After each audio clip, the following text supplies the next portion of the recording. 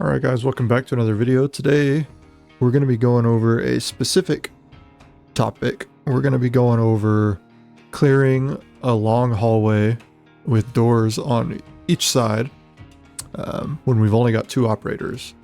So had someone drop a comment down in a previous video asking a question about this type of scenario. So here is a video response to that, as opposed to the probably terrible explanation I gave in the comments below. So I really appreciate you guys when you drop comments and ask specific questions. Gives me a new video idea and we can learn something together. So I know we've got everybody here, but we're just going to take two guys in and we're going to clear this structure. So we're going to assume that we've set up on the outside already. We've got a perimeter set so we don't need to really watch our backs. So we're just going to bring our two operators here in to do a clear. So of course we're going to breach this from the door handle side. We'll go ahead and kick this door. So as we do that, he's pretty well seen into the center of the room here, so he knows that he's good to go this direction. So we're going to want to take this first hallway. So similar to running the rabbit, which again, running the rabbit would be walking into the known while looking at the unknown. We're going to go ahead and do that to take this hallway because we don't know what's down on this other side, but we know that there's nobody right here in front of us. So number one man is going to go straight across. The whole while, as soon as he breaks this threshold, he's going to start looking down the hallway. We want him to be looking this direction. And number two man, he's going to do a button hook right here. And that's going to immediately get two muzzles pointed in this direction. So I'm actually going to make sure that he goes first. Sometimes these guys don't go in the same order that you want them to. So number one man's going to shoot straight across with his gun pointed this way. Number two man's going to get his gun up. So the reason that we do that is if there is someone standing right here in the unknown, we're going to have two muzzles pointed at them rather than just one. If we had this guy slide along the wall, in order for the number two man to get into the fight, he's going to have to go around him and then get his muzzle up. So go in this direction with number one man across and number two straight up. We're going to get two muzzles up here quickly. Alright, so as you can see, we've got a long hallway here, doors on each side, and we're only going to have our two operators to work with here. So obviously, we can cheat a little bit here. We know that the outside of the building is right here. So there's obviously nothing else to go from on this side. So we know that this is going to be a corner fed room. Similar to up here though, if we take a look at the building construction, typically a door is going to swing into the wall like this. So up here, we either know that this is going to be a corner fed room, with a wall like this straight across, or this is going to be a center fed room, because on a center fed room the door can swing to either side. So we're going to take this first room first, so we'll go ahead and get stacked up on it. So the main question before was whether we want these guys on opposite sides of the hall or if we want them on the same side of the hall. So think about it this way: if a bad guy were to jump out of one of these and we had both guys stacked on the same side of the hall, only the point man is going to be able to return fire. Number two man's going to have to get out from behind him and then return fire. So what we're going to do instead is we're just going to go ahead and have both guys hold up on each side of the hall. One can be holding long while the other is looking at this door that we're about to come up to. Alright, so we've got him holding long and we've got him coming to this door. So how we'd like to approach this now is we can't really breach a door while reaching across from it. So our breacher is going to have to go across. So he will roll this door, and as he does that, we're going to have this guy suck in and be looking down the hall. Right? So he can still see if someone decides to open up one of these other doors, and he'll be able to return fire.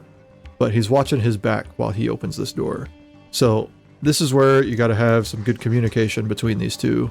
Either some non-verbal or verbal signal that you're ready to breach. So this guy can just give a head nod, and he can get ready to breach.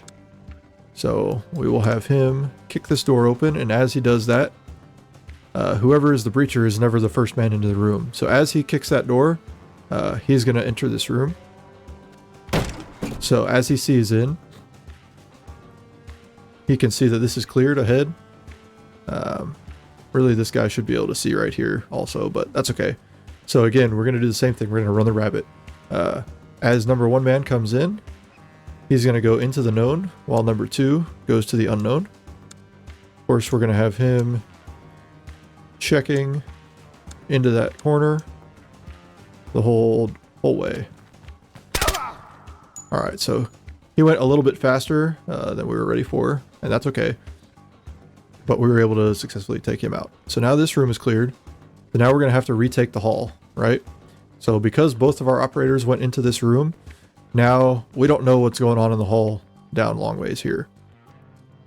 So there's 2 ways that we can do this. We can either button hook with him and button hook with him.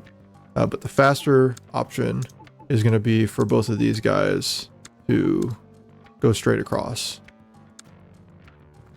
So it's going to be quicker for him to come out, him to come here. And now we can turn around and pick back up on this door. All right, so he's holding this door and he's holding long. This time we've got the door on this side. So we're going to want to breach from this side. So we're going to suck these guys in. He's going to get ready to breach, and he's going to be our number 1 man in. So we will kick this door. And again, as he kicks that door, he's going to focus his attention into the room. Okay. So honestly, from here, from this guy's perspective, we cannot tell if this is a corner fed or a center fed room yet.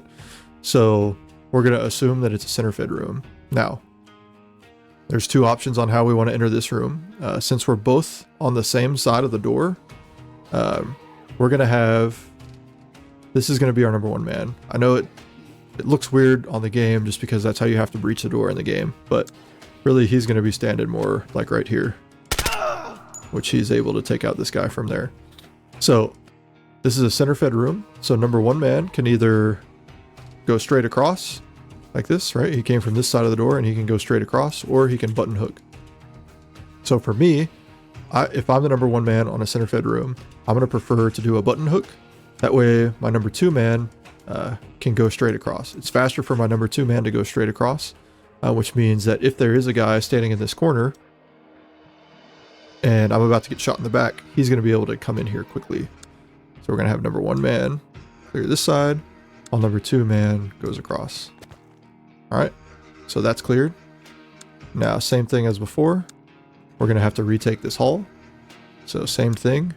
We're going to push 1 man across and 1 man across this way.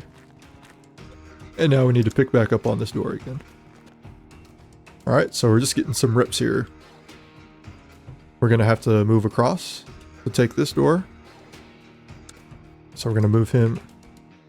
To the center while this guy rolls the door. Now they're going to communicate and breach. As he breaches, he will look in. All right, so he's cleared straight ahead. Again, we're going to run the rabbit, look across, while number 2 man takes this corner. All right, so that there is exactly why that actually finally worked out perfectly how we'd want it to, where both muzzles are able to point into this corner and they're able to take shots on him. All right, so we'll come back out. Same thing. We're going to push across and push across. And now we'll pick back up on this door.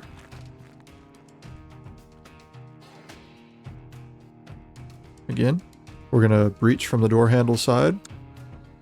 So we're going to bring him to the center to watch his back while he rolls the door. Okay. Move him up slightly. And he's ready to breach. As he kicks that door, we'll turn to look inside.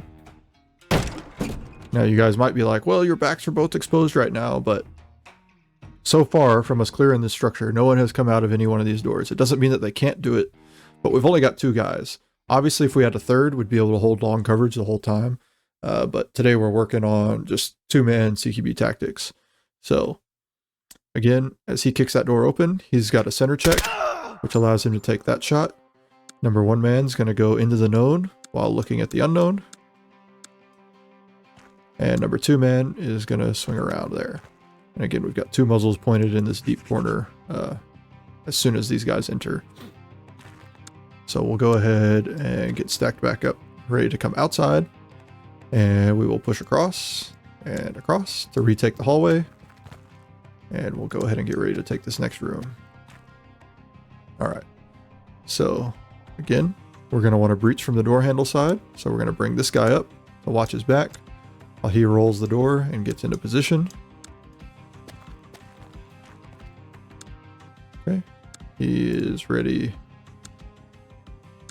to kick the door. As he kicks the door, he will turn in. All right, so now we've got a center fed room. So again, same as before.